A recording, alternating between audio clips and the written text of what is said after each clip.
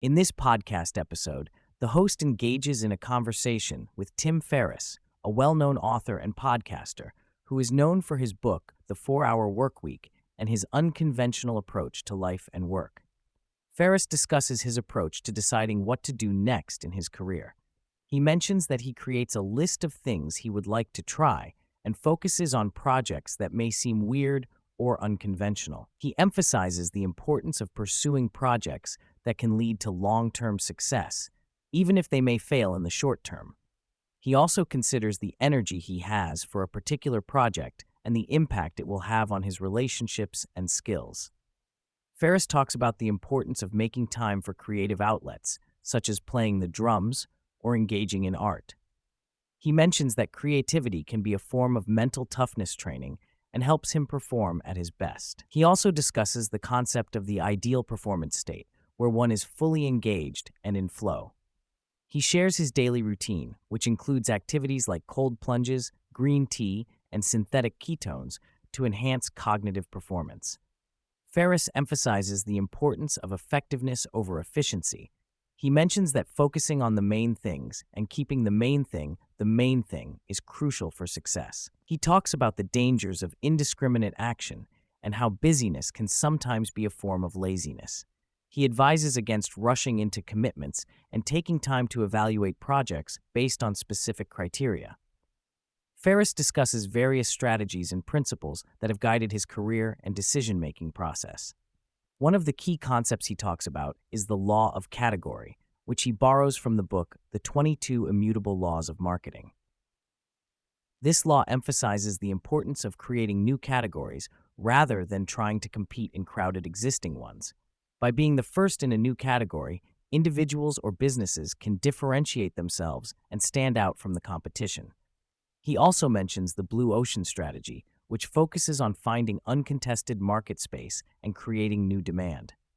Ferriss applies the law of category to his own projects, such as his podcast. He explains that after 10 years of podcasting, he is considering whether to focus more on video content. However, he recognizes that the video space is crowded and competitive, leading him to question whether it aligns with his goals and interests. He discusses the idea of a barbell approach, where he considers extreme ends of the spectrum, no video content at all, or high-quality video production. By focusing on these two extremes, he aims to avoid the middle ground that may not be as effective or fulfilling. Another principle Ferriss discusses is the importance of experimentation and giving oneself grace. He mentions how starting a podcast was initially an experiment, with the intention of recording 6 episodes to test the waters. This approach allowed him to explore new opportunities without feeling pressured to commit to a long-term project. By framing his endeavors as experiments, he gives himself the freedom to pivot or retreat if needed, without feeling locked into a specific path. Ferriss also touches on the concept of branding and positioning. He highlights the significance of how others perceive and describe a brand or a show. By asking how he would like die-hard fans to describe his podcast to others, he emphasizes the importance of clear positioning and differentiation. This aligns with the law of category, as creating a distinct identity can help attract and retain an audience. Additionally, Ferriss shares his approach to building relationships and networking. He discusses a barbell approach to meeting people, where he combines quick texts with in-person meetings to foster meaningful connections. This strategy allows him to maintain relationships without feeling overwhelmed by constant communication or virtual interactions. By focusing on quality interactions rather than quantity, Ferriss finds a more sustainable and fulfilling way to build relationships.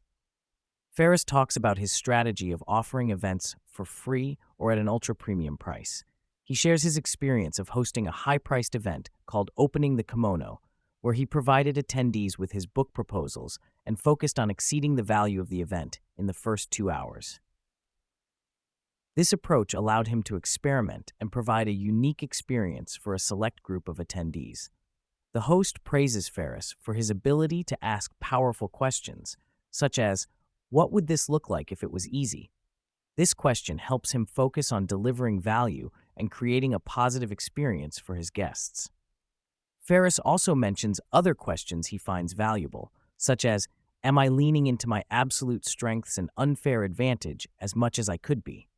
This question prompts him to maximize his strengths and leverage his unique abilities.